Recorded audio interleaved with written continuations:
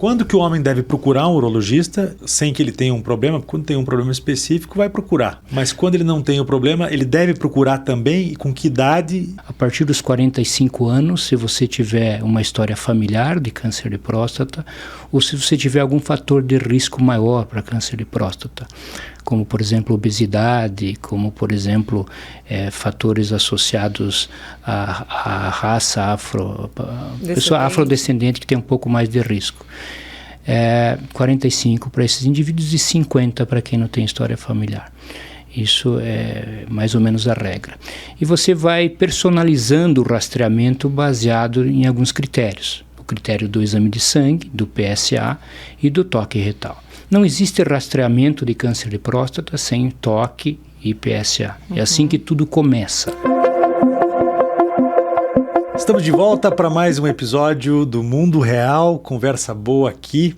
Hoje a gente vai trazer boas informações para nós homens, mas nem por isso que a Vanusa não vai poder interessante também. E eu tenho até um dado importante sobre a participação das mulheres nessa história aí. E você entende disso, porque casada com um marido homem, sim, 2 filhos homens, em casa... Até o cachorro é macho. Daí você estava falando aqui há pouco, quando castraram o cachorro, eles chegaram em casa, olhavam pro cachorro e faziam, ai! Sentiam aquela dor e você morria de rir. Será que existem dores de mulheres e questões aí que mulheres passam que o homem não consegue entender muito bem nessa coisa da cólica? Não, eu acho que o homem não percebe tanto quanto a mulher. A mulher é um pouco mais, digamos, um pouco mais companheira nessa coisa toda de cuidar da dor e etc. Mais solidária. Eu acho que ela é mais solidária. E tem até uns memes na internet, muito engraçado, porque o homem sofre mais com a doença dor, e com a dor. Com a mesma dor e mesmo de uma gripezinha, o cara já tá chorando, pelo amor de Deus, me ajude. E a mulher aguenta. Tem um quadrinho muito legal, que é assim, a mulher com lenço na cabeça, como se estivesse fazendo tratamento para câncer, né? Carregando o filho, arrastando o filho para a escola. E o marido lá com gripe, com um termômetro aqui, embaixo das cobertas, 37,5 de febre. Passando mal, né? Sofrendo. Para você apoiar o nosso canal, é só se inscrever lá no YouTube e daí você vai passar a receber o sininho com todos os nossos episódios, tudo que já aconteceu, inclusive, vai poder seguir, entrar lá. Também estamos no Spotify. Eu adoro o podcast no Spotify porque você liga lá no carro e vai ouvindo, sim, né?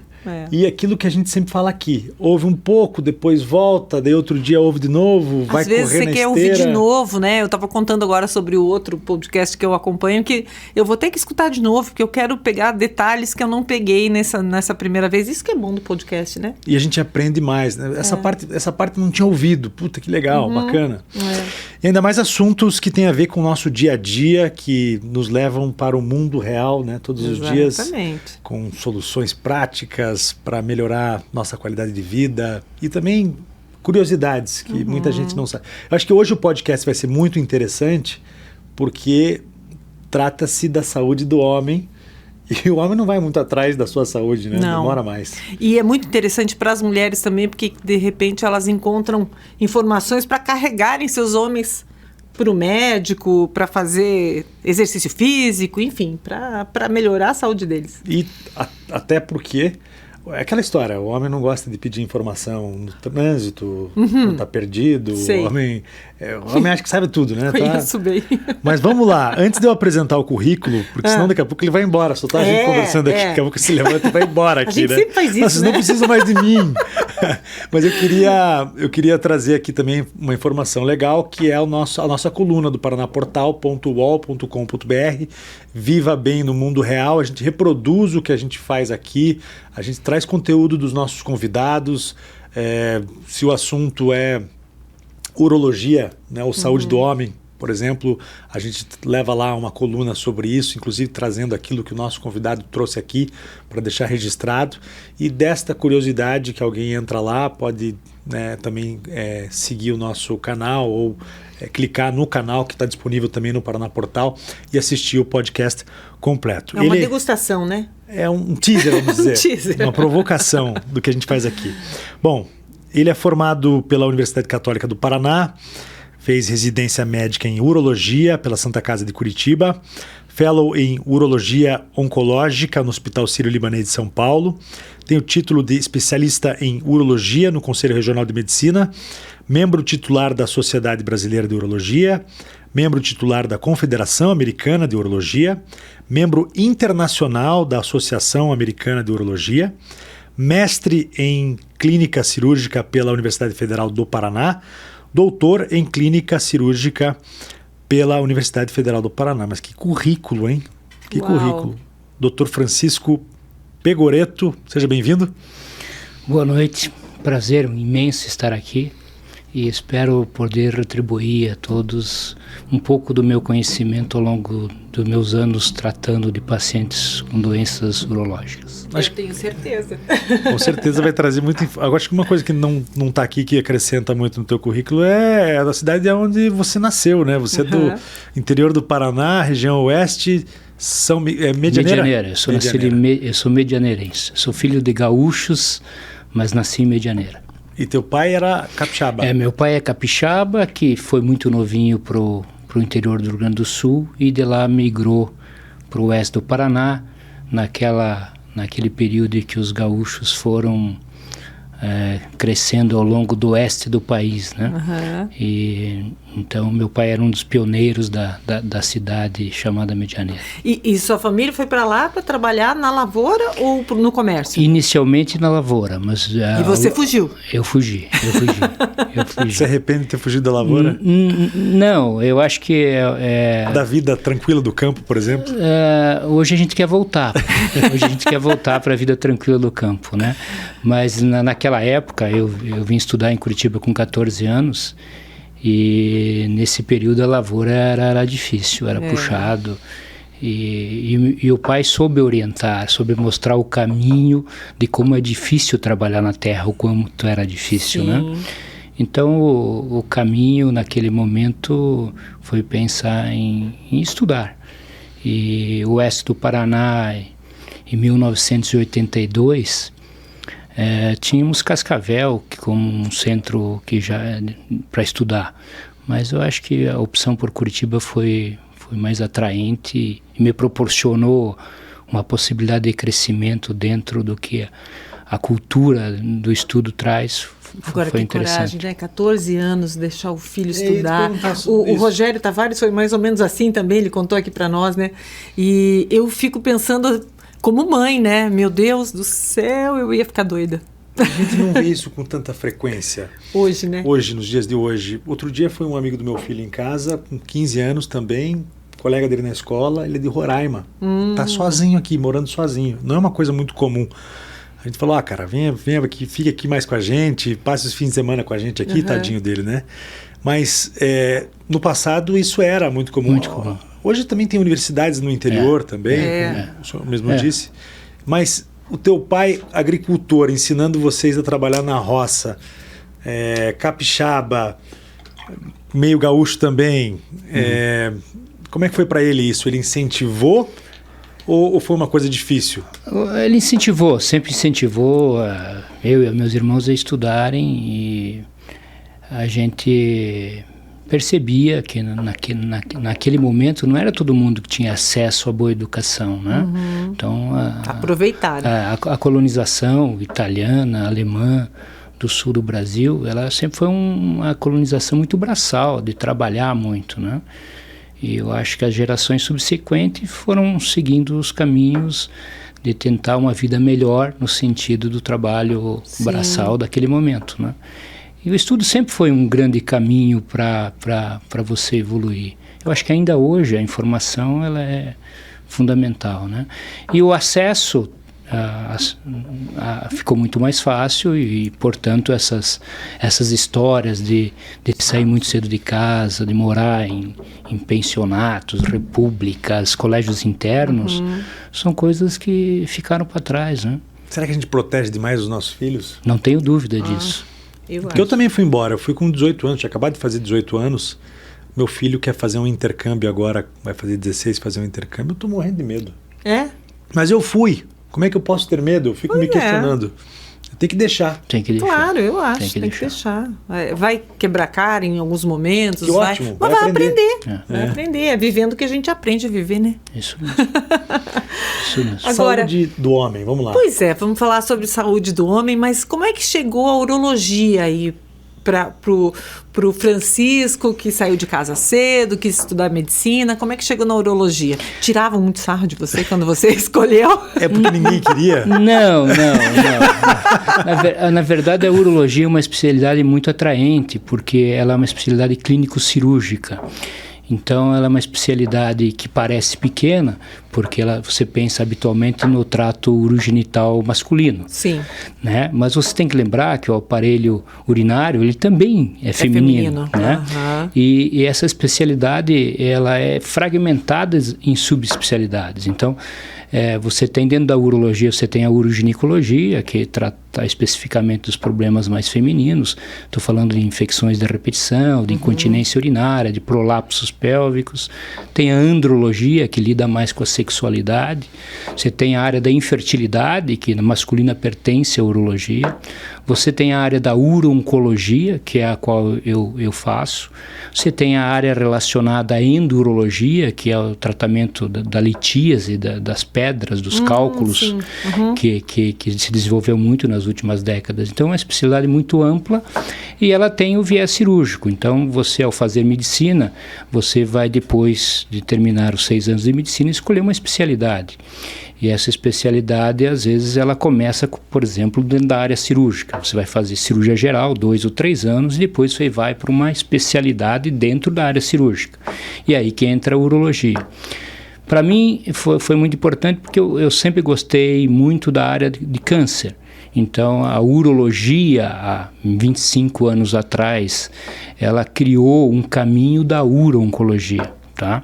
Eu tive a oportunidade de trabalhar com o professor Miguel Cirucci, que nos anos 80, 90 e até hoje é uma sumidade no país e na América Latina dentro dessa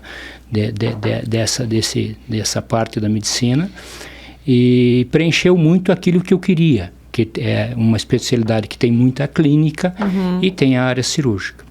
E acaba que essa questão da oncologia, dentro da urologia, trata exatamente uma das doenças que mais afeta o homem, né? Que é o câncer de próstata, de bexiga, enfim, de testículo, que são bem comuns. A uro-oncologia, ela basicamente vai tratar de 6 doenças. Os cânceres relacionados à suprarrenal, que é uma glândula que tem sobre o rim, os cânceres renais, os cânceres de bexiga, câncer de próstata, que acaba sendo a principal doença vinculada ao homem, o câncer de pênis, que é muito raro no sul do Brasil, o câncer de testículo, que é muito... Por que no sul do Brasil é raro? Porque quando você quer estudar um pouco mais câncer de pênis, nós temos um problema muito ruim, que o câncer de pênis está intimamente relacionado com o desenvolvimento de um país ou de uma área.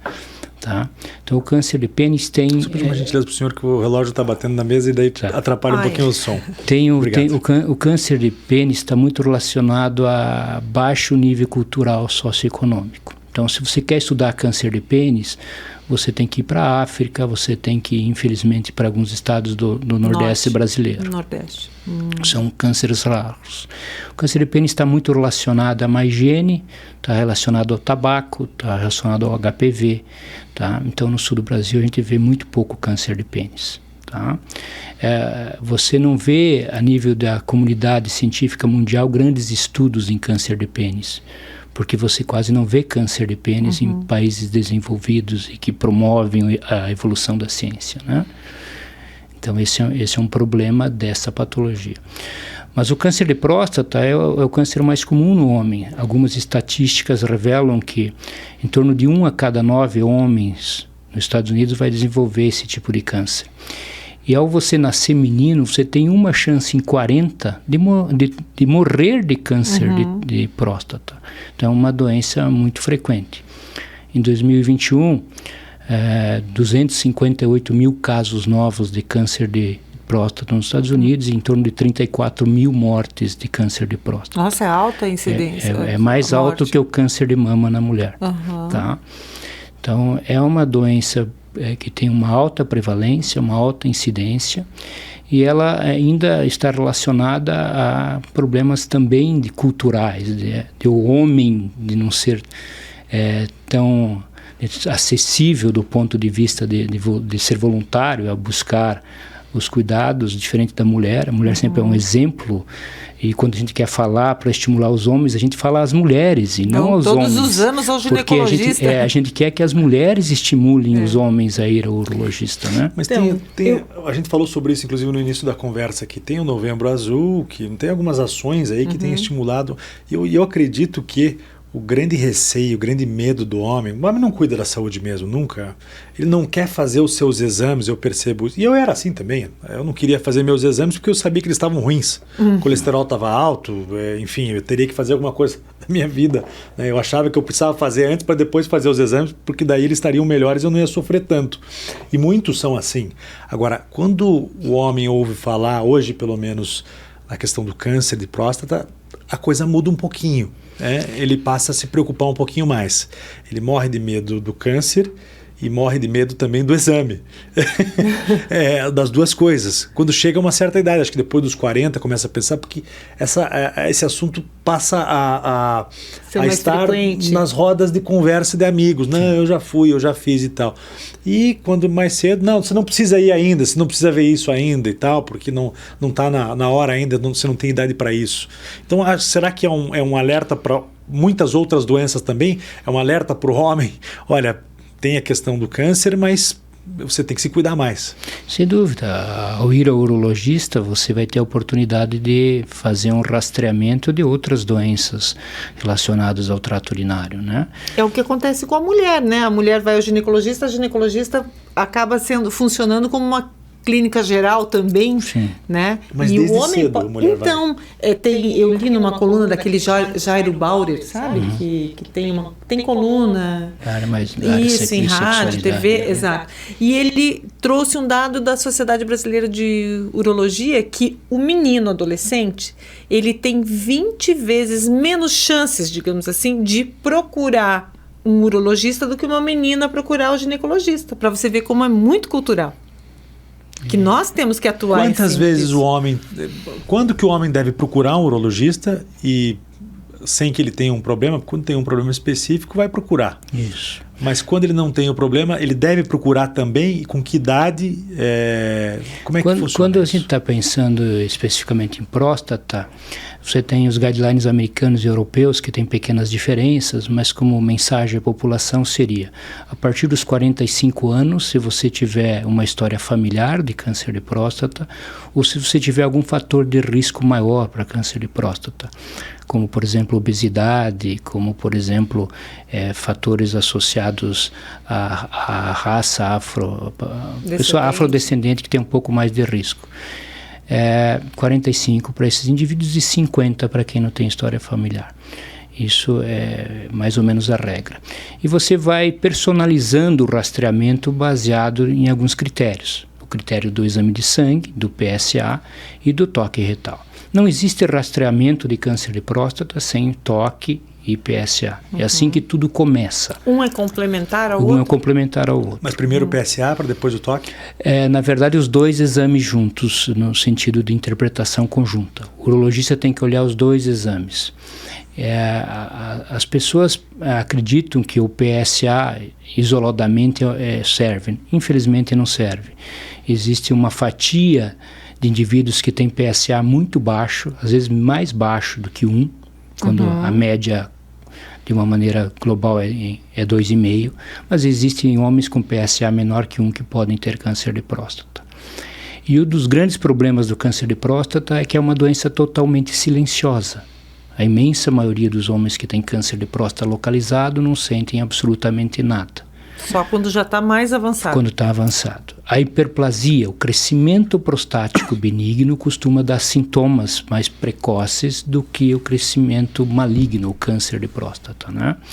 Então, o câncer de próstata ele é predominantemente da zona periférica da próstata. O que eu quero dizer com isso? Ele está na periferia da próstata. Então, ele não acomete a região central onde está a uretra. Por isso que os indivíduos não têm sintomas e por isso que o exame de toque retal funciona.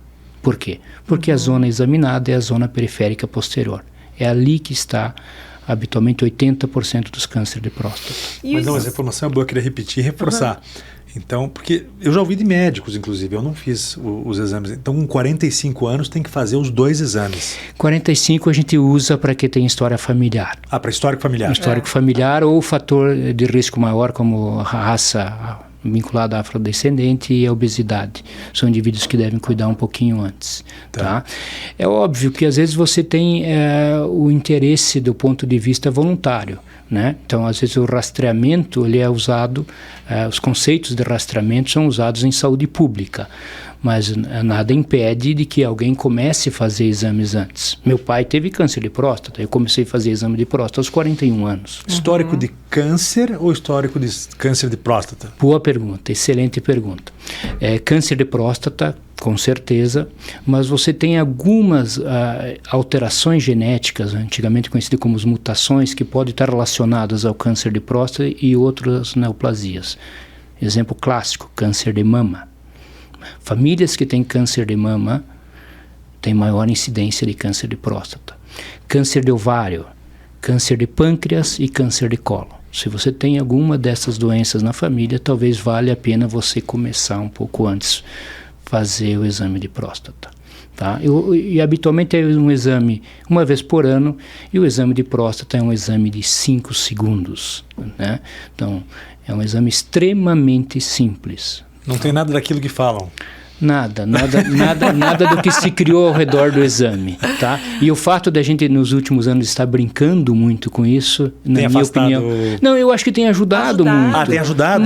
Muito, entendeu? Você fala sobre o assunto, sobre o assunto, discutir os riscos e as possibilidades. E eu acho assim que os homens têm que entender que, por exemplo, nós mulheres passamos a nossa vida a gente tem exame de toque ao longo da vida. Em vários momentos. E assim, isso não mexe conosco de qualquer maneira, já está sacramentado, assim. Os homens têm que evoluir nesse sentido também. Agora, com que idade um jovem deve começar a consultar um urologista? Por exemplo, a menina, a partir da menstruação, primeira menstruação, já tem indicação, né? E o menino, a partir da primeira relação sexual, por exemplo? Na verdade, os meninos têm como as meninas também têm, mas tem o critério do pediatra, né? O pediatra tem algumas informações básicas sobre os meninos. E habitualmente você vai se preocupar nos meninos com doenças facilmente acessíveis, como problemas de testículo, problemas relacionados ao pênis, como fimose, né? Então, o pediatra está cuidando. Quando você tem uma adolescência, vale a pena fazer uma consulta urológica, ter uma orientação melhor, onde você vai orientar o menino a respeito de doenças sexualmente transmissíveis, a respeito de fatos relacionados à atividade sexual, do sentido como funciona uma ereção, uma ejaculação, né? Como se prevenir das doenças e da própria de uma gravidez indesejada, né? Então seria um fenômeno. E a gente também fala sobre avaliações pré-nupciais, né? Então, às vezes, uma avaliação ao urologista antes do casamento pode ser interessante. Olha só. Tá vendo? Você já orientou seu filho? Não, ainda não. A gente ainda não teve conversas nesse sentido. Olha que interessante, eu tenho dois, né? O mais velho pediu há muito tempo atrás para ir ao urologista. E dali em diante, quase uma rotina. O mais novo ainda não, e eu também confesso que eu preciso atuar ali e levar. É uma conversa difícil, né, doutor? Talvez um médico seria até mais adequado, porque ela fica uma conversa mais técnica, né? O filho tem, que pese o fato dos pais serem bem abertos, muitos deles, a conversas, o filho tem vergonha de falar com os pais. É diferente da mãe com a filha. Engraçado isso. Eu acho que a gente, eu não tenho menina, mas imagino que a mãe já vá encaminhando. Olha, marquei uma hora no ginecologista, a menina lá, sei lá, hoje elas menstruam com 9, 10 anos, né?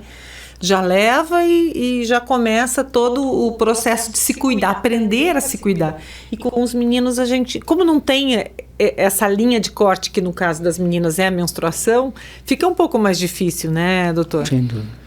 Eu acho que aí entra sempre esses aspectos da mulher estar mais preparada para lidar com essas coisas, né? A mulher, ela faz exames muito mais complexos do que nós homens fazemos, e ela lida muito mais fácil com isso. e ela sempre tem a cabeça mais aberta na orientação em relação aos filhos, né? É óbvio que às vezes quando envolve sexualidade é mais fácil a mãe falar com a filha do que o filho, né? Mas eu acho que essa questão da mulher se posicionar, da mulher ter essa atitude proativa em relação à saúde, traz os benefícios maiores para a menina desde o começo, desde que ela... Eu li que 70% das consultas de homens a urologistas, eu acho que consultas em geral, que foram pesquisadas por um centro de saúde do homem lá em São Paulo, 70% das consultas as mulheres estavam acompanhando. Isso é uma verdade absoluta. Eu sempre brinco. Eu que faço muito a área de uro-oncologia, quando eu trato de um homem com câncer, a mulher está sempre junto. Solidária, está junto. Quando eu trato as mulheres de câncer, normalmente está a irmã, sozinhas. A filha, a mãe. Entendeu? O homem então, fica com... eu não vou mexer com isso. O homem lida mal com situações de saúde, né? Ver o outro sofrer é complicado, né? Tem que saber lidar com isso. A mulher sempre é mais solidária. A mulher sempre está ao lado. E mais forte, né, doutor? Mais forte, sem dúvida nenhuma. Sem dúvida nenhuma. As mulheres lidam melhor com os momentos difíceis na saúde, né? E com a dor, como é que é a sua percepção? A dor é uma diferença imensa.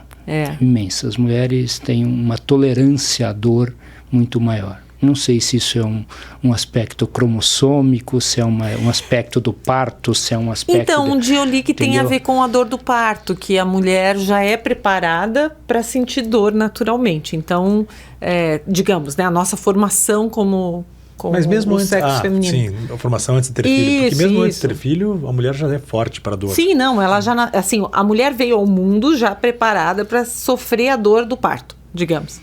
Então, por isso, nós teríamos uma resistência maior.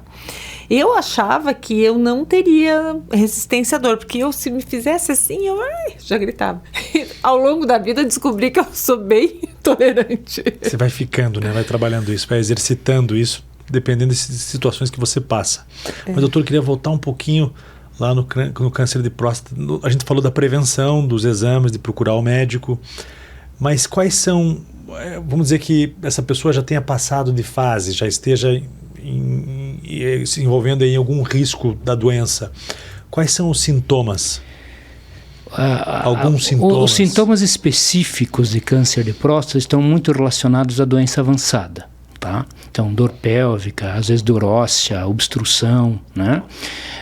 Os sintomas que a gente sempre correlaciona a doenças prostáticas e não ao câncer especificamente são a dificuldade para urinar, o aumento da frequência das micções durante o dia, durante a noite, a sensação de não esvaziamento da bexiga, né? O desconforto sobre a bexiga e muito mais raramente a presença de sangue na urina, que em situações raras está vinculado ao câncer de próstata. A hematúria, o sangue na urina, habitualmente está mais relacionada a doenças da bexiga ou do rim, né? Então, é importante o homem entender que uma doença localizada ou até localmente avançada pode ser totalmente assintomática. Tá? Então, por isso que é importante ir ao médico. E por isso que é importante ir ao médico. Na verdade, a gente vê isso toda semana no consultório, indivíduos que estão muito bem e que detectam o câncer de próstata já em fases, às vezes, mais avançadas, em que o tratamento não poderá ser um tratamento único e às vezes você tem que compor doença localmente avançada ou doença metastática, né? Quando a doença se espalha, você tem que usar mais de um instrumento para buscar a cura daquele câncer, né? Existem questões genéticas que influenciam, é lógico, como a gente conversou aqui, mas também existem o estilo de vida que você leva que pode te levar ao câncer. O que você pode fazer para evitar? O câncer de próstata especificamente, ele está relacionado muito à questão da obesidade central, a gordura abdominal e a alimentação rica em carne vermelha vinculada também à gordura. São os fatores do dia a dia mais importantes. Quando você amplia isso para o horizonte dos outros cânceres também, você vai pensar em vida saudável, como atividade física, não fumar, não fazer uso exagerado de bebida alcoólica e uma alimentação rica em em verduras, frutas, grãos, né? Grãos, farinhas, Agora, no sentido... eu acho que é importante, às vezes, a pessoa diz assim, mas eu, super saudável, e tive câncer. Tipo, a pessoa tira a validade de tudo que fez antes. E, na verdade, não. Aquilo reduz os riscos. E pode até melhorar... Eu acredito o teu desempenho como paciente. Você pode ter um tratamento mais simples ou enfrentar melhor, né? Porque o teu organismo está mais preparado. Mas ter um estilo de vida saudável não tira a necessidade de ir ao médico, né, doutor? Não. A gente vê muitos indivíduos que são inclusive atletas, que têm colesterol elevado, mesmo sendo atleta, que têm doenças sistêmicas, cardiovasculares e neoplasias, né? É um conjunto de fatores. Você tem os fatores endógenos, são aquela predisposição que veio nas tuas características genéticas, e tem os fatores exógenos, que é ao que você se expõe, entendeu? Então, ao que você se expõe que vai favorecer que você desenvolva determinada doença. Quando as duas coisas estão juntas, habitualmente o teu risco vai ser muito maior. No câncer de mama, de 5 a 10% só que é genético, né, que é hereditário. E o restante praticamente ou é alguma síndrome lá, ou são os hábitos de vida. No caso do câncer de próstata, é parecido? Nós temos assim, quando você quer analisar aspecto genético, você tem em torno de 1,5% a 2% dos casos, que é quando você tem 2 ou 3 parentes de primeiro grau relacionados com a doença. Você tem a história familiar, que às vezes você tem um indivíduo, né, um irmão, um pai que teve, e você tem na imensa maioria da população o indivíduo como o único cidadão daquela família. Mas é preciso lembrar que a medicina ela evoluiu muito, né, nas últimas décadas, né? Então você desconhecia muitos fatores. O câncer de próstata está muito relacionado à idade, né? Expectativa de vida em 1950 no Brasil, acho que era 48 anos, né? Hoje a expectativa de vida no sul do Brasil é 82 anos. Então, você vai ter muito mais câncer de próstata detectado do que existia antes, né? Os conhecimentos foram avançando e você começou a definir situações mais claras de diagnóstico, e o grande avanço mesmo é no tratamento da doença, né? Isso é uma linha que é interessante discutir, sabe, João? Porque sempre fica aquela história do Tostines, o que vem antes, né? Porque nós estamos detectando mais ou aumentou também pelo nosso meio de vida? Então... Não, estamos detectando mais porque nós temos mais acesso, né? Acesso aos exames.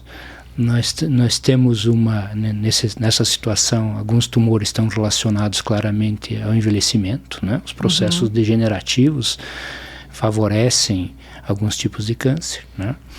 Então, eu acho que é uma somatória de fatos. E acho que também essa coisa de detectar não era tão difícil quando chegava ao extremo, a morte, por exemplo. Sim. Né? Eu acho que a gente está conseguindo detectar antes e salvar, né? Porque no passado talvez já era uma coisa fatal para o homem que tinha a doença. Sim, e nós temos câncer de próstata tem coisas muito importantes, que são a medicina de personalizar aquela doença naquele indivíduo. E, em alguns cenários a gente chama até de medicina de precisão, né? Então, às vezes o impacto de ter um câncer de próstata não é tão grande.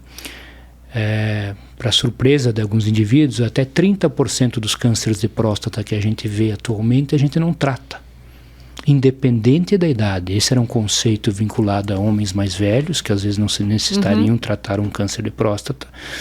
Mas nós temos pelo menos 2 décadas de conhecimento de estudos que a gente consegue evitar tratamentos em 30% dos homens que têm câncer de próstata. Só mesmo acompanhando? A gente chama isso de vigilância ativa. Tumores, cânceres de próstata de pequeno volume e de baixa agressividade, nós temos obrigação de oferecer como primeira linha de tratamento vigilância ativa. O que é vigilância ativa? Os pacientes passam a fazer exames semestralmente fazem exames de imagem a cada 2 anos e repetem a biópsia da próstata a cada 2, 3 anos. Para isso tem que saber o tipo da célula. Isso, você tem que saber as características do câncer. Tá?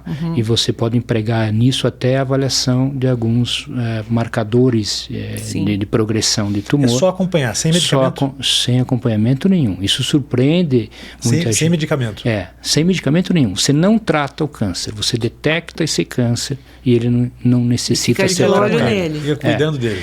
O tratamento, na verdade, vigilância ativa não deixa de ser um tratamento. Você vai acompanhar esses pacientes ao longo de 10, 12, 15 anos. Os estudos de 12 a 15 anos mostram que a mortalidade do câncer de próstata em pacientes desse grupo, que a gente chama de doença de baixo risco, é 0,5%. Então, é nível A de ciência, nível A de conhecimento, que você tem em torno de 30% dos pacientes que têm câncer e não precisam ser tratados. E olha que interessante, né? Porque daí você não precisa submeter o cara nem à cirurgia, nem à radioterapia, nem a uma quimioterapia. Isso mesmo. Você poupa o indivíduo de um sofrimento das maior. Infelicidades relacionadas ao tratamento. Né? Deixa eu fazer uma pergunta besta aqui. Se não vai crescer, se está lá, só tem que ser monitorado. Monitorando ou não monitorando, ele não vai precisar de tratamento. A gente não sabe qual que é a intenção daquele indivíduo. Eu vou te dar dados claros sobre esse grupo de pacientes que a gente chama doença de baixo risco. Tá? Quando você seleciona bem esses pacientes, né, porque a questão perversa aí é você supertratar uma doença. E esse supertratamento gerando várias consequências muito ruins, né? Da sexualidade, da incontinência urinária, dos fenômenos actínicos da radioterapia sobre o reto e a bexiga. Então você preserva a qualidade de vida e você expõe o paciente a um muito baixo risco de progressão da doença ao longo de uma década, de forma clara.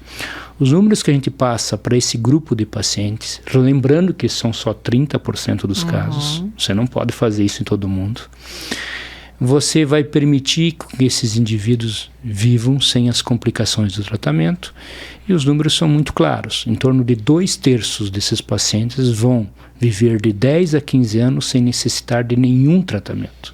E 1/3 vão precisar. Então uma parte vai precisar. Vai precisar. E a pergunta é, mas esse 1/3 vai perder a chance de cura?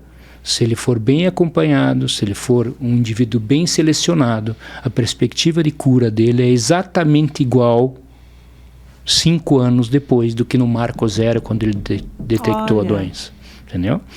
Então, é muito sólido você dizer para alguns doentes, alguns indivíduos, que não precisa tratar o câncer. Tá? Mas eu vou repetir, isso é para um grupo de pacientes. Né? Então, para você poder oferecer isso, você tem que ter dados sólidos do exame clínico, do PSA, da imagem. A imagem na última década trouxe coisas fabulosas para o câncer de próstata. E os dados histológicos, a biópsia. O nome e o sobrenome da célula. Você tem que ter segurança para fazer isso. E isso é consolidado. A gente fala sobre isso há 2 décadas, de forma clara. Tá?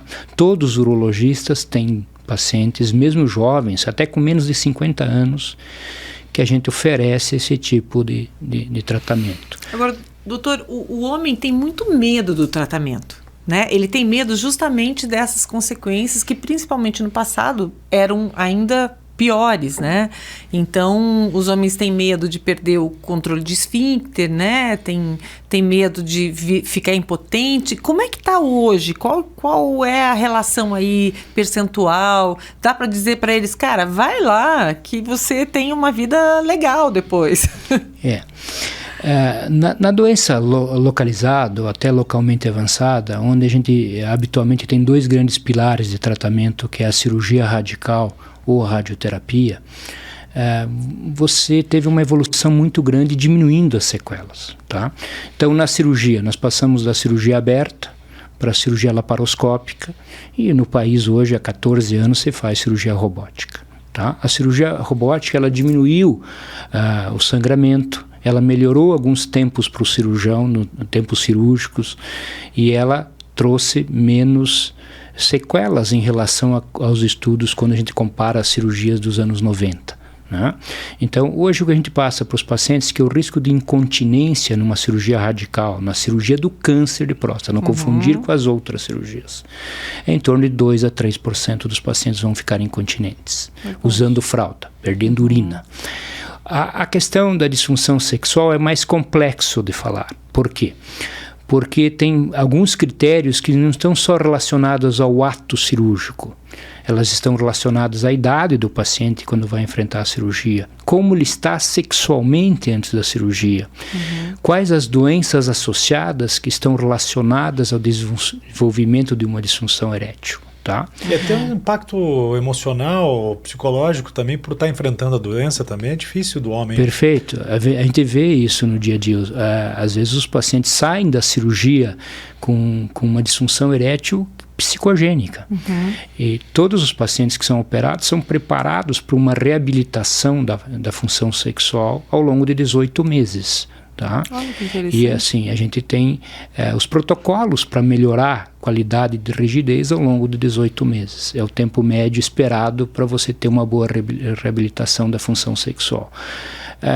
Os números, de forma grosseira, é assim: indivíduos jovens com menos de 55 anos, 70%, 80% dos indivíduos vão recuperar a função sexual. Pacientes com mais de 70 anos, o número se inverte. 70%, 80% não vão recuperar a questão sexual. Né? E no meio disso tudo tem um aspecto do câncer, né? Que a gente sempre, quando discute o tratamento de câncer de próstata, a gente coloca, quando esse câncer necessita de tratamento e é agressivo, que é o 70% do grupo que tem câncer de próstata, a gente coloca prioridades. A cura do câncer, não usar fralda, e a questão sexual, até porque a questão sexual é a mais fácil de tratar. Se o indivíduo desenvolve problemas relacionados ao câncer, como progressão do câncer mesmo depois da cirurgia ou da radioterapia, são cenários que têm implicações maiores e às vezes têm um custo de vida. Mas tem tratamento. Você tem tratamento. Inclusive, se você for discutir câncer de próstata, os grandes avanços da última década não são na cirurgia, não são na radioterapia. São na doença avançada. Onde o médico conseguiu mais contribuir com melhora de qualidade de vida e aumento de sobrevida é na doença metastática, a doença que se espalhou.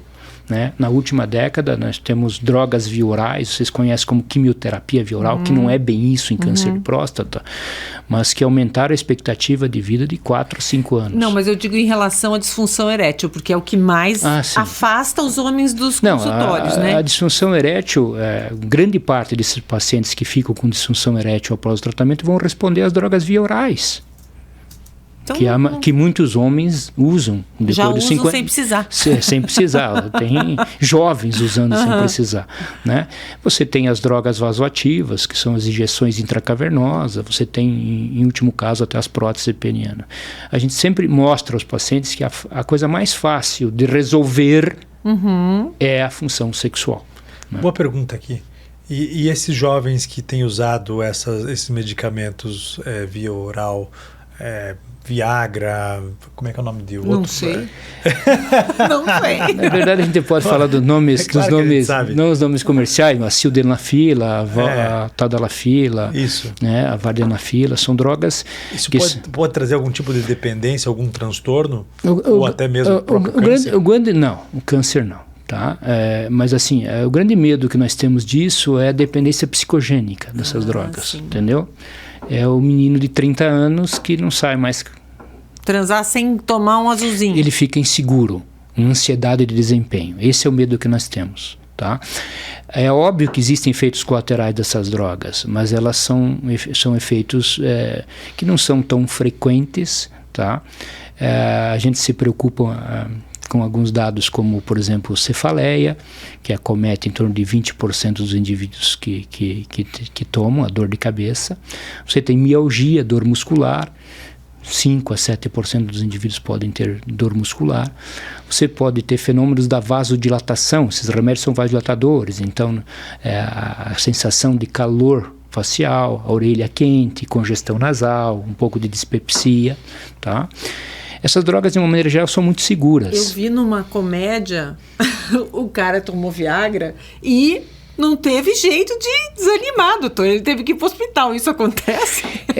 Isso é muito raro com as drogas via orais. As drogas intracavernosas, isso é frequente. Nós chamamos isso de priapismo, né? Quando você tem uma ereção por mais de 6 horas e uma ereção habitualmente dolorosa, tá? A ereção vinculada às drogas via orais, às vezes também tem outro fator associado. Existem algumas doenças sistêmicas que por si só favorecem o priapismo, né? E aí, usando essas medicações, isso pode aumentar. E às vezes a garotada não sabe que tem. Não sabe. Não sabe que tem a doença, toma um negócio, vai ter que parar no hospital com dor. Né? Tem fenômenos mais raros vinculados, como, por exemplo, arritmia, taquicardia, que habitualmente é uma preocupação, na maioria das vezes, com os pacientes mais idosos, e que você tem que reconhecer isso quando você prescreve o remédio e orientar o paciente. Eu recebi um artigo que essas drogas, o Viagra, ajuda na corrida, ao teu desempenho cardiovascular. Por conta da circulação. Eu não sei até onde você tem nível de evidência para afirmar isso, né? Mas é importante entender, essas drogas, elas têm outros papéis. Por exemplo, na hipertensão pulmonar em crianças, tem crianças que em 2, 3 aninhos estão tomando Viagra diariamente para tratar a hipertensão pulmonar, tá? A própria descoberta do Viagra, todos sabem disso, foi acidental. Ela foi usada inicialmente para tratamento de fenômenos de vasodilatação coronarianos, né? E que a resposta não foi a mais adequada. Mas o grupo, naquele estudo que ficou usou, animado. Não queria devolver o remédio, entendeu? Então, assim, eu tive a oportunidade de participar do grupo de estudo do Viagra no país, quando foi feito em 1996, e a gente fez um estudo duplo cego, ou seja, o médico, a gente dava a caixinha para o paciente sem saber o que a gente estava dando. E você só ia descobrir depois quem realmente estava tomando o remédio verdadeiro, baseados muito nos efeitos colaterais que os pacientes falavam, entendeu? Então, essa questão da ruborização, né, é muito comum. Que daí não acontece em quem está só psicologicamente achando que... Quem estava tomando a farinha não teve esses fenômenos, né? Entendi. Não teve, né? Mas funcionou. Você tem quando você fragmenta a população masculina, você tem um índice de disfunção erétil psicogênica que é gigante, né? Quando você analisa indivíduos saudáveis com menos de 50 anos, sem grandes fatores de risco para disfunção erétil, você vai ver que a imensa maioria é psicogênica, né? Um estudo que coloca lá um grupo e dá uma cápsula de qualquer coisa, como é que chama? Placebo. Né? Placebo. Dizendo que ele não vai conseguir ter uma relação sexual, provavelmente o cara não vai conseguir mesmo, né? Por conta desse na verdade, efeito. se ele tiver uma disfunção orgânica por trás disso, então as causas habituais de disfunção erétil são as doenças degenerativas. Do que eu estou falando? Eu estou falando da diabetes sem controle, eu estou falando da dislipidemia sem controle, eu estou falando da doença cardiovascular, eu estou falando da obesidade, né? E o indivíduo que não tem fenômenos por trás disso, ele pode responder a placebo, né? Porque fica psicologicamente você passa a acreditar que você está tomando uma droga efetiva, né? No passado não tinha Viagra e era marisco, ostra, amendoim. Esses alimentos, existem alimentos, ervas também, chás. Existem alimentos que ajudam a melhorar o desempenho sexual? Antes dessas drogas, a gente fazia basicamente uma orientação voltada muito à fitoterapia, né? E assim, a dificuldade disso é quando você quer analisar estudos criteriosos sobre isso, né? A medicina é uma ciência. E tudo que a gente propõe aos pacientes, nós temos que ter nível de evidências para dizer para o indivíduo, olha, isso realmente funciona, ou isso não está tão comprovado assim, né? Então, a gente usou por muito tempo várias coisas que existem no mercado ainda, que você recebe no celular, você tem propaganda na televisão o tempo todo, de coisas que não têm essa efetividade como as drogas comercializadas e bem estudadas, né? Provavelmente você tinha ali vários fatores implicados, né? Então, os próprios fatores psicogênicos, né? Que você tem uma resposta baseada a acreditar naquilo que funciona, né? Agora, você não tem evidência, não conhece evidência científica de que comer mais marisco realmente melhora, pode melhorar a rigidez peniana, entendeu? Mas o senhor está falando de estudo, de ciência. Difícil também alguém fazer uma pesquisa sobre isso, né? Assim como a gente teve outro dia aqui com uma moça que trabalha com ervas e plantas, difícil a essa altura do campeonato a gente ter espaço para isso, né? Porque envolve muita pesquisa. Sim. E o investimento alto também para você fazer as pesquisas. E não adianta fazer uma pesquisa com uma população pequenininha, que daí não vai ser reconhecida. Né? Testar. Agora, o efeito, com certeza, assim como o do medicamento comercial é muito maior, é a mesma coisa quando se compara as ervas ao antibiótico também. Você tem ali garantido um resultado, né? Mas não significa que você não pode ter o resultado também das ervas e das plantas. Sim, porque antigamente era assim a medicina. Que você tem que ver qual é qual é a situação, o impacto que você está querendo, né? Então, basta ver na história da medicina o impacto da penicilina, por exemplo, entendeu? As pessoas morriam por infecções muito simples, né? Então, assim, quando a gente vai discutir o estudo de uma nova droga, você tem que entender um pouco sobre critérios como estudos de fase 1, fase 2, fase 3. Então, de uma maneira geral, fase 1, eu quero testar uma determinada droga e eu não estou testando o efeito dela, mas eu seleciono alguns voluntários, a indústria farmacêutica seleciona para estudar os efeitos adversos. Tá? Eu vejo qual é o nível de tolerância da droga. Depois você tem o estudo de fase 2, que você vai aplicar isso a um grupo pequeno de pacientes, tentando tratar especificamente aquele problema que sugere. Tá? Os estudos de fase 3, você já amplia isso para o seu ponto de vista de estudos multicêntricos, várias instituições com a mesma droga. E fase 4, quando chega a medicação para a gente. E sempre lembrar que você tem ao longo da vida os estudos que são os estudos padrão. Então, se você quer provar que uma droga é melhor que a outra, você tem que comparar as drogas, entendeu? Né? Em determinado momento, se você quer substituir um tratamento por outro, né? Então, esse é o problema. Mas como é que você compara consumindo? Na verdade, você vai passar por todas essas fases que eu falei. Da pesquisa. Da pesquisa, e depois você pode comparar indiretamente, que nunca é o melhor você pegar o estudo daqui e aqui e comparar, mas você fazer o estudo, por dois grupos e aplicar. Dois grupos e aplicar o mesmo. Mas isso que você está dizendo que é importante, porque duvido que quantas pesquisas dessas a gente deve ter para se comparar alguns tipos de drogas? Assim, em algumas áreas, como por exemplo na oncologia, isso é um fato muito real. Tá? Então, assim, eu sei que a história conta de alguns estudos que foram mal colocados sob o ponto de vista de resultado, mas a evolução mostra uma seriedade muito grande quando você quer substituir um tratamento por outro, né? Então, eu estava falando da última década em câncer de próstata metastático. Nós não tínhamos nenhuma droga via oral em 2010 que mostrava ganho de sobrevida no câncer de próstata, além do bloqueio hormonal clássico, que é a castração, seja cirúrgica ou química. Né? O câncer de próstata avançado, o tratamento padrão era você diminuir a testosterona. Tá? E ao longo desses 10 anos, hoje nós temos 4 drogas via orais que mostram claramente ganho de sobrevida no paciente metastático. Né? Então, a gente tem que olhar com olhos de cientista para ver. E muito, quando a gente discute essas coisas um pouco com paralelismo em relação a doenças graves, me preocupa um pouco, entendeu?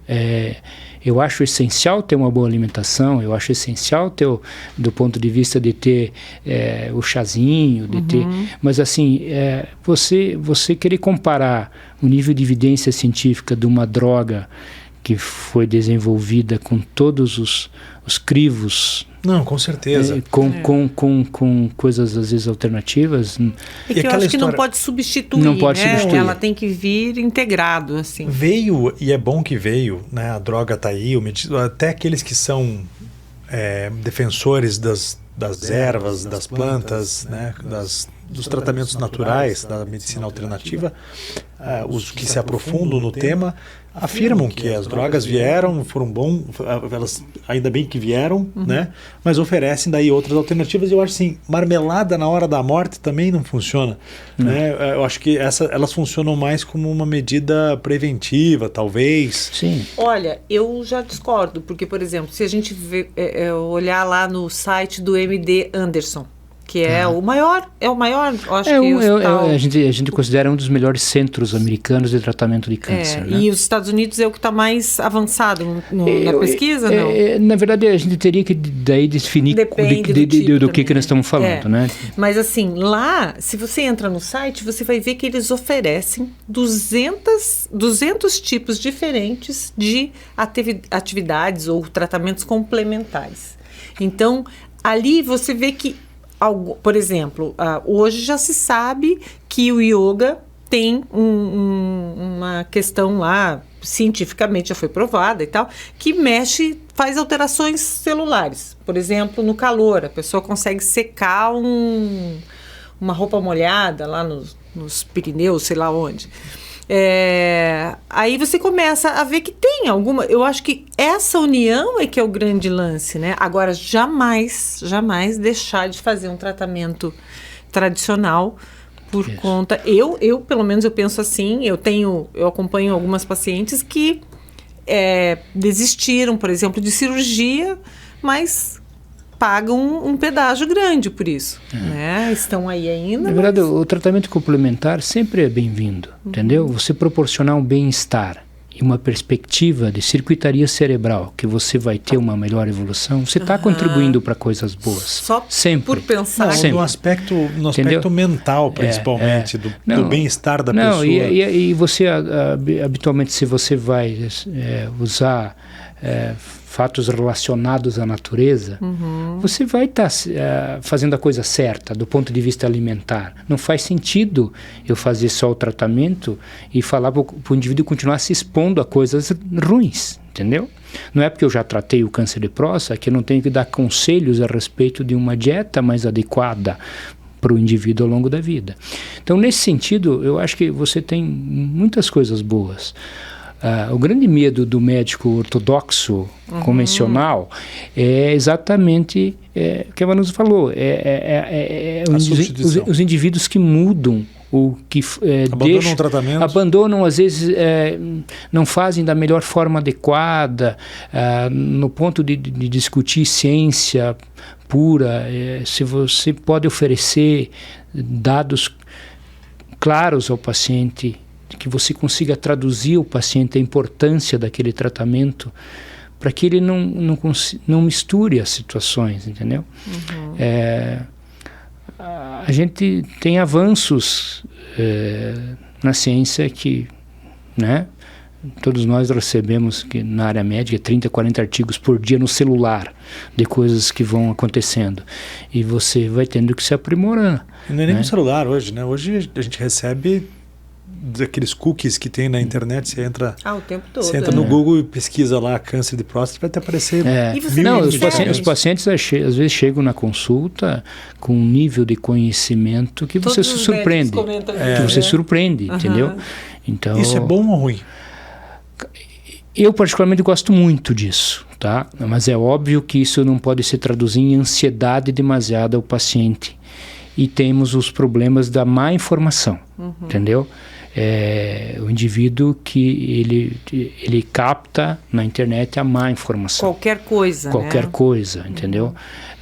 Eu sempre comento que o Dr. Google mata a gente, porque as primeiras informações são sempre terríveis. A mesma coisa que você ler a bula de um remédio sem ter uma ideia mínima científica. Se você for ver um paracetamol, você tem um risco de hepatite fulminante, entendeu?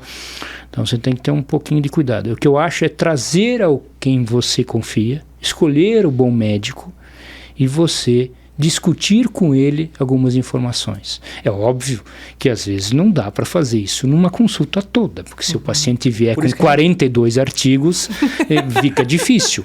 Mas você pode ajudar o indivíduo. É por isso que a gente tem o podcast.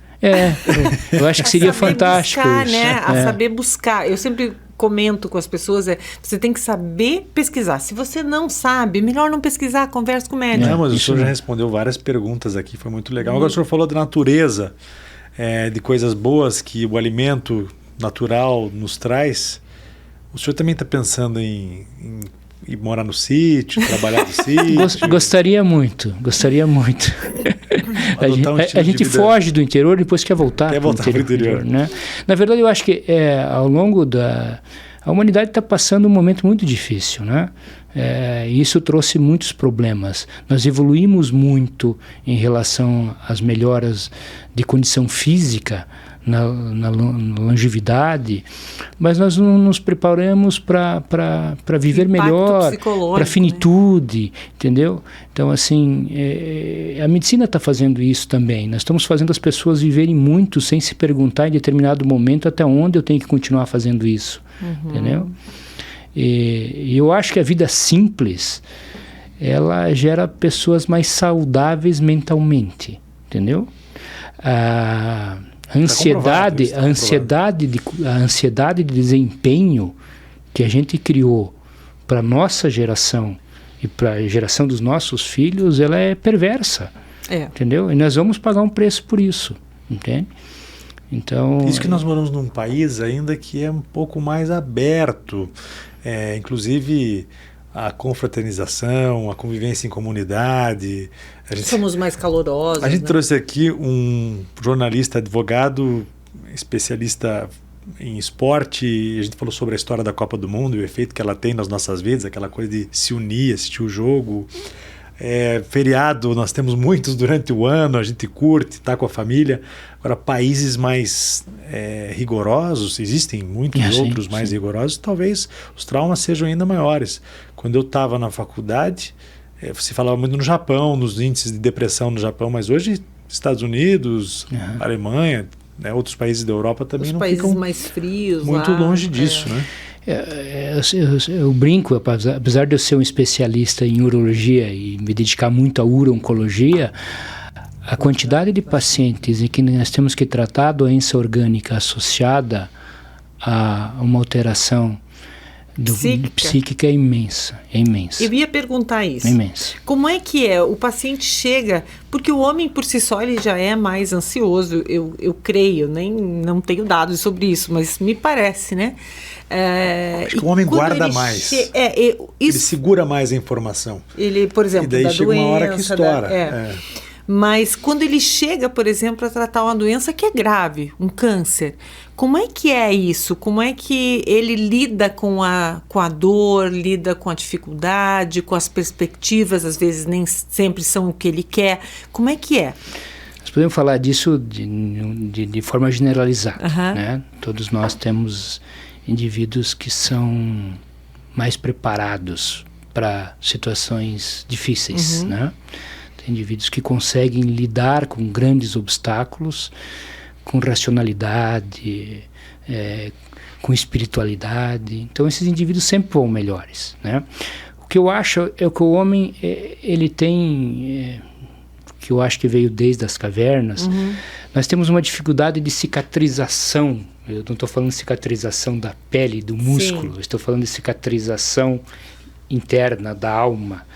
A gente guarda muito mais rancores na maioria das vezes que as mulheres, né?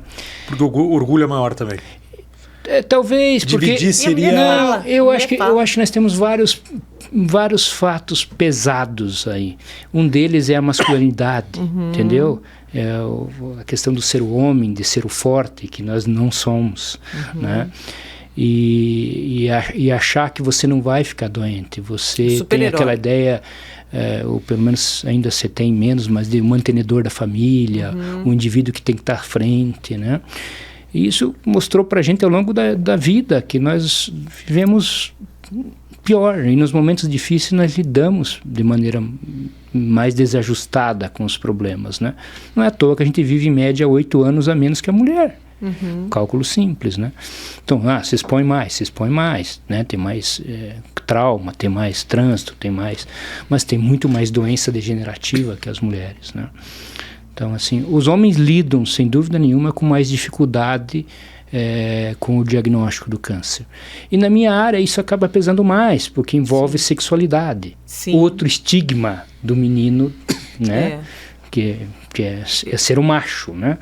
Então, assim, isso faz com que se tenha mais sofrimento. Eu né? sempre comento assim, envolveu Países Baixos, os homens têm problemas sérios para lidar com a situação. Não, mas isso é porque é uma região sensível, né? Claro, delicada. Não, a gente tá falando quando a gente é criança, joga bola, por exemplo, levar uma bolada nos Países Baixos não é uma coisa fácil. Dói, machuca. Mas, por exemplo, Então eu já é uma área que tem que ser protegida sempre. Já conversei com mulheres que tiveram câncer de vagina e que hoje não tem como ter relação sexual porque perdeu tudo lá. Sim. Entendeu? Aí, se um homem, por exemplo, tivesse que extrair o pênis, eu duvido que ele comentasse com o colega. Porque ele tem essa dificuldade. Mas a tua amiga também... Não era amiga, é uma conhecida. A pessoa que você conhece também não deve comentar também. Comentou comigo, então, entendeu? Com uma certa naturalidade, comigo e com um grupo. Mas é durante uma né? palestra. Mas assim, o que eu digo é, os homens têm muito mais dificuldade, eu acho, em lidar com essa situação. Mas você bateu forte agora nos homens. Penectomia, retirada do pênis daí seria muito brabo, né? É difícil. Eu acho que as mulheres lidam mais, porque, por exemplo, a maioria das mulheres aos 50 anos podem estar em menopausa, que podemos abordar outro assunto. O homem, não existe andropausa. Ao contrário do que as pessoas acreditam, não existe uma pausa definitiva dos hormônios masculinos. Mas existe um período em que eles ficam mais baixos. Existe um declínio, que já começa aos 40, mas é um declínio lento, tá? Que a mulher é abrupto. Né? Então, e isso tem impacto de forma muito importante na mulher, principalmente no libido, no desejo, né? E alterações hormonais relacionadas ao aparelho genital feminino, entendeu?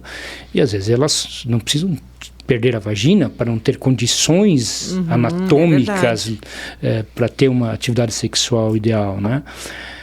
Os homens têm um declínio lento, né? Esse declínio, ele pode estar associado à diminuição também do libido, pode estar associado a sintomas, a alterações sistêmicas, a gente chama isso de síndrome metabólica, né? Alguns homens começam a ter muita obesidade central, né? Então a gordura visceral ela é altamente impactante, ela está relacionada a várias doenças cardiovasculares, né? Então a cirurgia metabólica também pode ajudar sexualmente? Pode, sem dúvidas. Pode ajudar na testosterona. Testosterona. A testosterona, a testosterona tem um impacto importante no desejo sexual e até um pouco no volume ejaculado. E ela só altera a ereção se ela realmente estiver muito baixa. Tá? Mas sem dúvida nenhuma que é quando o indivíduo diminui gordura visceral, que é a gordura que está no meio das vísceras. Todo mundo pensa que a gordura é a gordura do abdômen, da barriga. Não, é a gordura que é altamente tóxica e ela está vinculada a várias doenças, então diabetes, hipertensão, doenças coronarianas, dislipidemia, está relacionada a vários tipos de câncer. Gordura no fígado, né? Gordura do fígado faz parte desse pacotinho. Dessa gordura visceral. Esteatose, né? Então, assim, essa é uma preocupação que se junta muitas vezes na consulta com o urologista das queixas sexuais. Então você tem queixas específicas como diminuição do libido, alteração da ejaculação, né? Piora da ereção, alteração do orgasmo, né? E que podem estar relacionadas a essa síndrome metabólica, né? Então, como evitar ou postergar o estilo de vida pode influenciar? Sem dúvida nenhuma. Alimentação. Exercício. Atividade física, né? Manter o peso. Evitar o estresse, né? Porque o estresse o estresse, voltamos ao assunto anterior, né? Então, assim, parece Mas que... Mas a gente tratou do estresse como consequência, não como causa. Eu acho que o estresse é uma causa frequente de desenvolvimento de doenças de amplitude muito grande. Tá? O grande problema é, de novo, nós podemos cair num cunho científico. Como prova a ligação direta do estresse, entendeu? O que eu vou analisar quimicamente para provar isso? E como é que você vai avaliar o tamanho do estresse de um indivíduo em relação ao outro? Que é muito particular. Mas isso a gente teria como fazer por exame, não? Teria que submeter o cara, mas aí não é tão real, né? Na verdade, na maioria das vezes, você não consegue mensurar, do ponto de vista sérico, alterações que comprovam a ansiedade, que comprovam transtornos de estresse.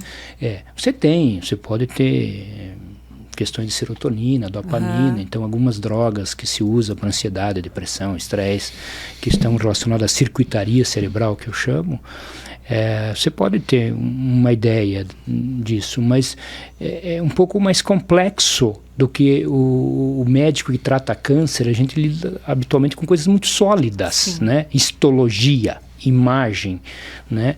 O que você diz ao paciente tem um fenômeno celular de número de células. Eu tenho lá 1 milhão de células em determinado lugar que demonstram isso, né? Então é um pouco mais difícil de... Estamos chegando no final do programa, mas eu queria fazer uma pergunta, porque o senhor trouxe um assunto interessante aqui que tem a ver com a testosterona. Porque hoje essa coisa da modulação, essa do chip da beleza, que tanto o homem quanto a mulher, inclusive, estão consumindo. Buscam argumentos e justificativas, até os próprios médicos, não, está baixo. Que o baixo é não estar no teto, né? E gente jovem, né? Gente jovem fazendo. Isso não pode... Isso também melhora a vida sexual das pessoas que consomem. Isso não pode gerar também uma dependência? Então vamos lá. Eu vou discutir isso baseado em dados... da Sociedade Americana e Europeia de Urologia e não de outras... Endocrinologia também já teve endocrinologia e não de outras especialidades. Perfeito. Tá? Então, assim, do ponto de vista dos guidelines, dos nomogramas, a gente não consegue ter justificativas dentro da especialidade de repor testosterona dentro de indivíduos que têm níveis normais. Eu não consigo compreender porque um homem que tem 450, 500 de testosterona aos 60 anos, tem que ter a testosterona de 700 que quando ele tinha 20 anos. Tá? O corpo não aguenta. Não é que o corpo não aguenta. A reposição fisiológica ela é real e ela deve ser feita, mas indivíduos que têm o diagnóstico que a gente chama do declínio, do hipogonadismo. Então, se o homem tem queixas da esfera sexual, queixas sistêmicas que te fazem pensar em que ele está tendo um distúrbio hormonal, você estuda a testosterona, estuda toda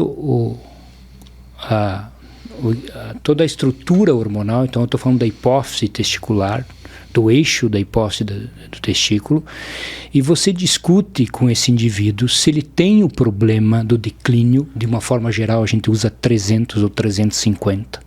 Tá? Como nível mais base para poder... quando você quer interpretar, discutir essa questão da déficit de testosterona. E aí você repõe. Quando você repõe a testosterona, você tem que ter uns critérios muito claros. Primeiro, na maioria das vezes, a reposição significa reposição sempre. Então, você vai definitivamente intervir no eixo da hipófise com o testículo. Você fornecendo testosterona para aquele indivíduo que já tinha testosterona baixa, a hipófise vai diminuir o estímulo do testículo e você vai tornar esse indivíduo dependente da reposição. Ou seja, não produz mais. Não produz mais. Ou pode voltar a produzir, mas vai demorar um tempo, vai depender de um outro Isso tratamento. depende de que testosterona você usa e quanto tempo usa. Então, o primeiro malefício de quem repõe testosterona é você, médico, transformar o indivíduo num indivíduo hipogonádico, dependente de testosterona. O segundo erro, que é clássico, que é o indivíduo repor testosterona sem ser avisado ou avaliado de alguns riscos. Por exemplo, câncer de próstata. Testosterona causa câncer de próstata? Chance zero. Mas testosterona estimula um eventual câncer de próstata. Então, se você vai repor testosterona e se você tiver uma faixa etária de risco, você deve ser avaliado da próstata antes de repor testosterona. E fazer aquele acompanhamento daí, né? Sim, normalmente você tem um protocolo quando você vai repor, né? Normalmente a gente faz exame em 30 dias, depois faz em 3 meses, em 6 meses, depois de 1 ano e depois de 1 ano sempre. Esse é o protocolo de reposição. E você tem que avisar o paciente que ele pode ter fenômenos relacionados à reposição, como piora da apneia do sono, policitemia, o sangue fica muito grosso, para vocês entenderem. Isso pode aumentar em alguns indivíduos o risco de doença tromboembólica. O risco é baixo quando você repõe isso fisiologicamente. A testosterona vai lá até 700, 800. Essa tromboembólica é trombose, AVC? Trombose, em qualquer segmento você pode ter esses fenômenos, né?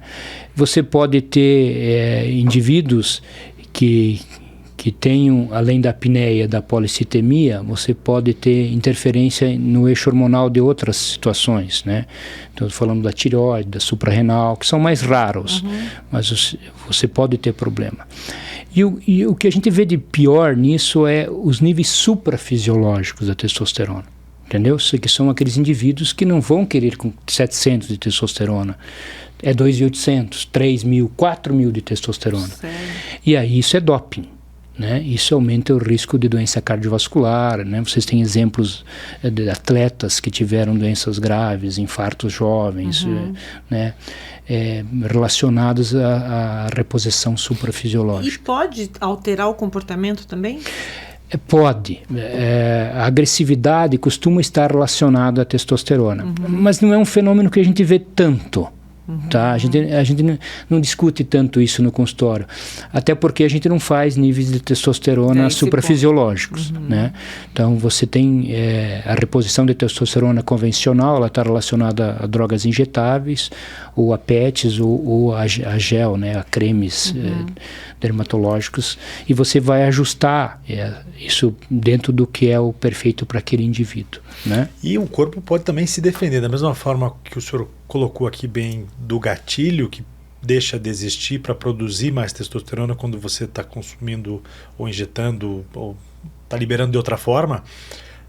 O hormônio feminino pode ser produzido também. Eu ouvi falar que para equilibrar melhor o corpo internamente. Aumenta o estrogênio, por exemplo. Na verdade, no homem a gente tem baixa evidência científica de que isso tem um grande impacto, né? O grande fator é sempre você saber que os hormônios são pulsáteis. Então, assim, às vezes você tem que mensurar 2, 3 vezes para você realmente entender toda a fisiologia daquele indivíduo. Porque às vezes você pega uma testosterona de 280 e quando você repete ela está em 500, né? E você interviu de maneira inadequada. E o que faz essa... É o próprio mecanismo que a gente chama de biofeedback. Na verdade, você... Quando a hipófise estimula através do LH, FSH o testículo, você vai ter a melhora da produção da testosterona. Quando você enche o tanque, para o estímulo. E isso desce, tá? E isso estimula de novo. Então, você tem que ter... A gente costuma na urologia ter 2, 3 exames para tomar a decisão da reposição. E tem alguns indivíduos jovens, com alguns detalhes muito técnicos, que você consegue promover uma recuperação do testículo. O próprio testículo do indivíduo produzir a testosterona com estímulos através de outras drogas. O senhor falou que o sangue fica mais grosso, né? Eu conheci uma pessoa que fez esses ciclos aí para ficar fortão e teve um AVC daqueles basal, que chama? Que é um AVC não sei, mais pode leve, ser um ataque isquêmico transitório. Alguma coisa assim. E aí diz que agora não pode mais tomar. Mas quer dizer... Teve que passar por algo assim, né, para entender que aquilo era desnecessário. O que tem que ficar claro assim,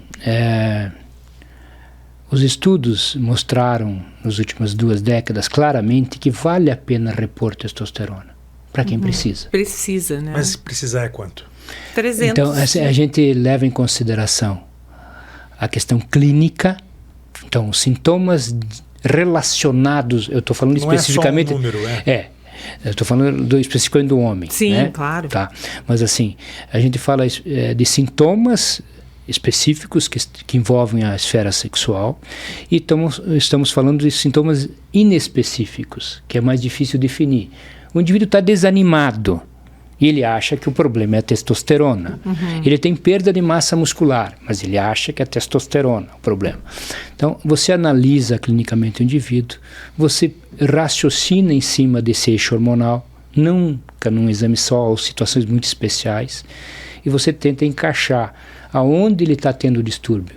Ele está fazendo um hipogonadismo primário, ou seja, o que é mais comum, ele está fazendo uma alteração testicular, o testículo está envelhecendo, está fazendo uma falência testicular, não como acontece no ovário, de forma absoluta, mas está no declínio. E você mensura, então se você quer saber números mágicos, entre 300 e 350 é que a Sociedade Americana de Urologia, de Andrologia e de Endocrinologia Não, usa. nem precisava colocar os números, acho que está bem respondida a pergunta. Na verdade, está todo mundo procurando um caminho mais fácil, né, Vanusa? Para resolver, para ficar forte rápido, para ficar potente sexualmente, enfim, é um caminho.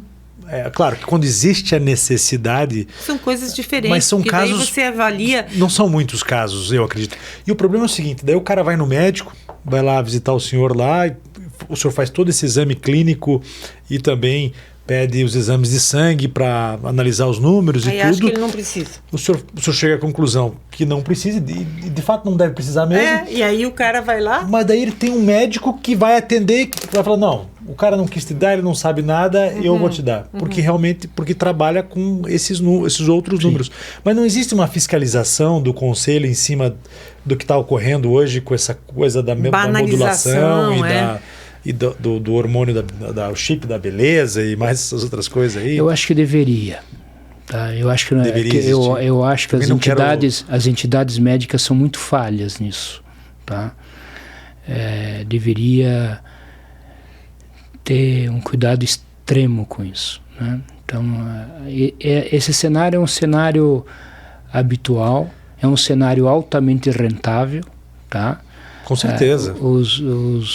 Lidar o legal com é muito... O tráfico de drogas, por exemplo, é muito rentável.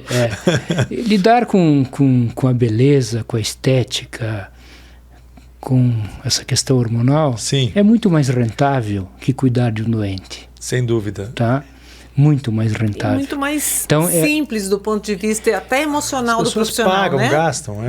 Então, porque assim, você lidar com o paciente terminal é duro. Né? Ou a gente tem uma preocupação. Mas não é por isso, não. Não, mas eu digo, é muito mais simples o cara escolher outro caminho. Também é mais simples, mas a questão financeira é que o cara é médico também, tem a formação. Por isso que deve existir essa tua visão é perfeita, mas nós estamos vivendo um mundo muito imperfeito. Não, mas eu ia chegar aí. Numa conversa de boteco, que você fala com pessoas que utilizam esse procedimento, esse tratamento, você fala, olha, eu estudei o assunto, não é assim, eu conversei com os médicos. Não, mas quem me dá é um médico. Você acha que eu não vou no médico? Aí o cara daí fica a palavra do médico de quem faz o tratamento dessa pessoa contra do meu médico que disse que... Né? Conclusões através de pesquisa a gente tem várias, mas o problema também é que a ciência só consegue confirmar a longo prazo. E na verdade você tem na literatura todos os tipos de resposta. A contraindicação, inclusive. Então, você tem todos os tipos de resposta.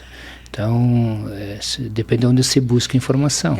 E mesmo o médico pode buscar informação inadequada. Tá? Então, assim, ou conveniente. Conveniente, é óbvio. A própria pesquisa, se você interpreta, existem várias formas de você interpretar uma pesquisa. Perfeito. Os dados estatísticos do mesmo trabalho, você tem, a gente vê muito isso na indústria farmacêutica, você faz o trabalho por um fim, mas o desfecho não é favorável, e aí você vai analisar subgrupos para achar outro desfecho que pode ser favorável, entendeu? E isso nem sempre é elegante, tá? Então, essa questão que envolve a estética, essa questão que envolve a forma física, que envolve em especial a vaidade, a testosterona, que está intimamente ligada à minha especialidade,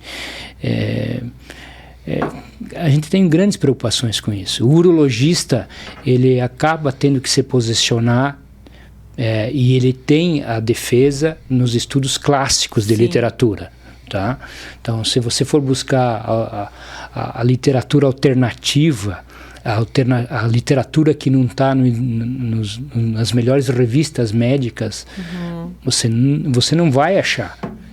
Eu quero que ache nas principais revistas médicas algo que justifique reposição suprafisiológica de testosterona. Se alguém um dia me mostrar isso, eu vou prescrever testosterona. Isso já é uma coisa legal da gente, né? Nas principais. Tem que ter boas revistas. O senhor citaria alguma para que as pessoas pesquisassem? Para as pessoas normais isso vai ficar muito difícil, porque entendeu? Eu acho assim, existe indivíduos que têm um nível de seriedade, de preocupação quando vai se submeter a um tratamento desse, que talvez vai ouvir 2, 3 opiniões, mesmo querendo, tá? E tem bons profissionais nessa área, que vão preservar aquilo que não precisa ser mudado, entendeu? Tem ótimos profissionais, tá? E eu acho que esse é o aspecto mais importante, entendeu? Agora, e tem o indivíduo que ele quer aquilo. Eu mesmo já atendi indivíduos que estavam dopados do nível de testosterona, mas que aquele indivíduo acha que aquilo mudou a vida dele. Criou para ele uma nova visão, um novo universo. Sim, acordar de manhã, entendeu? Disposição. Aquelas coisas que alguns têm o privilégio de ter, que é natural, e outros não têm, entendeu? Mas o que a gente tem que ter noção é o quanto eu estou fazendo de mal numa situação dessa, né? Isso me lembrou um discurso que eu escutei de um presidente da Associação Médica Paranaense dos anos 70, e ele leu ele escreveu um artigo naquela época, nos anos 70, e leu esse artigo num evento do Dia do Médico, e ele dizia lá em 1970 que infelizmente muitos estavam escolhendo a medicina por uma questão de melhorar ou ter uma certa estabilidade financeira, e não pelo seu por querer ajudar o próximo, salvar vidas ou ajudar as pessoas a morrerem melhor, enfim, e isso o deixava muito preocupado. Você veja, ele escreveu isso nos anos 70. Hoje eu acho que a gente tem um número talvez até maior, infelizmente, mas o mais importante eu acho que ter esse critério, né, de saber escolher, ter eu acho que como paciente você ouvir mais de uma opinião quando é algo assim que pode mexer com a sua saúde, né? E eu acho que a maioria são bons médicos. Eu ainda confio na maioria. Também acredito nisso, acredito muito nisso. Eu acho que faz parte de qualquer profissão você querer progredir na vida. Sim. Entendeu? De você querer se posicionar do ponto de vista melhor, de qualidade de vida, de qualidade intelectual, cultural, poder proporcionar à sua família. Um equipamento importante para poder trabalhar. Isso é verdadeiro. Existe em qualquer profissão. Eu só acho que a medicina ela tem que ser um pouco mais ética, mais moral. Tá? Eu acho que quando você está decidindo coisas que mudam uma vida, mexendo com um pai, com uma mãe, com um filho. Com uma história, eu acho que isso está acima de muita coisa, entendeu? Aquela história, não é só um paciente, é o amor de alguém, né? Tem que ser muito malvado, né? Ou malvada, o profissional, para fazer uma maldade em troca de uma grana. Eu acho que tem a maldade... Ou será que não mede as consequências? A maldade eu vejo em algumas áreas mais simples da medicina, com todo perdão disso que eu estou falando. Eu entendo. Mas quando se trata de doença, quando se trata de doente, a gente vê má informação, desconhecimento. É isso que a gente vê. Mas eu não vejo maldade natural. Eu digo isso pelo seguinte: quando existe uma concorrência financeira, econômica, no mundo empresarial, comercial, no varejo, por exemplo, que eu trabalho, eu acho que você está disputando a mesma coisa. O objetivo é a venda do produto, a margem, talvez maior, menor para uns ou para outros, mas o objetivo dos dois o que é? É o resultado financeiro, o lucro, certo? Né? Agora, para o médico, mesmo quando existe esse objetivo, não, eu vou ser médico porque médico ganha bem.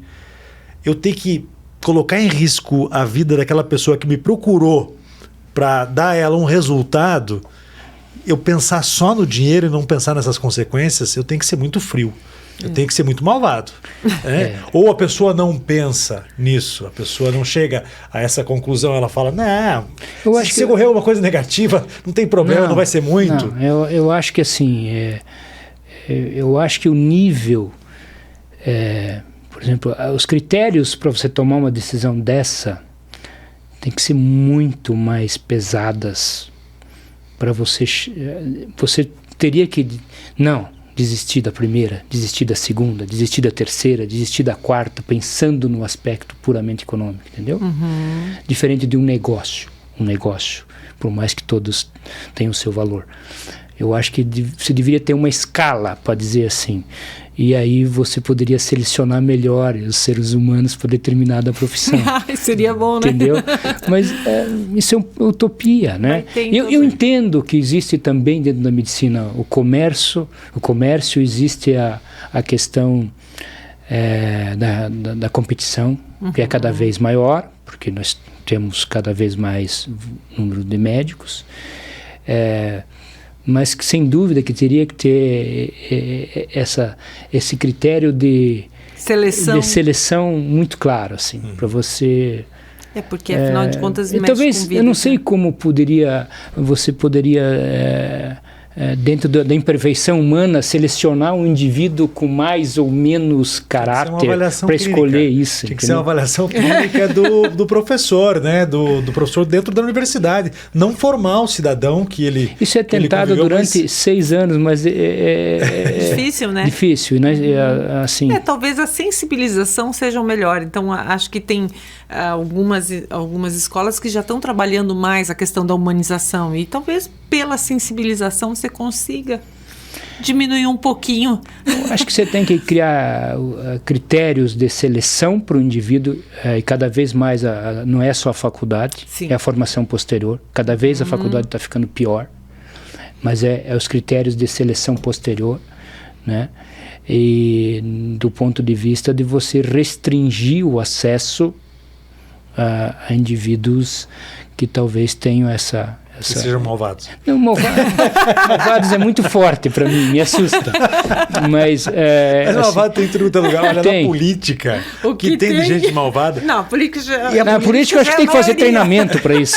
Só que a política era o seguinte, né? A política sempre era o argumento de que, cara, todo mundo está fazendo, cara. Normal, isso faz parte. É a mesma coisa que na medicina, algum médico chegar para o senhor e falar assim, olha, o senhor não está distribuindo testosterona aí, fazendo modulação. Já é normal. É normal, todo mundo está fazendo. O senhor está perdendo dinheiro, hein? E olha, vai ficar difícil concorrer nesse mercado para o senhor. O que a gente vê, às vezes é isso, mas o cidadão lá quer me operar e você não quer me operar.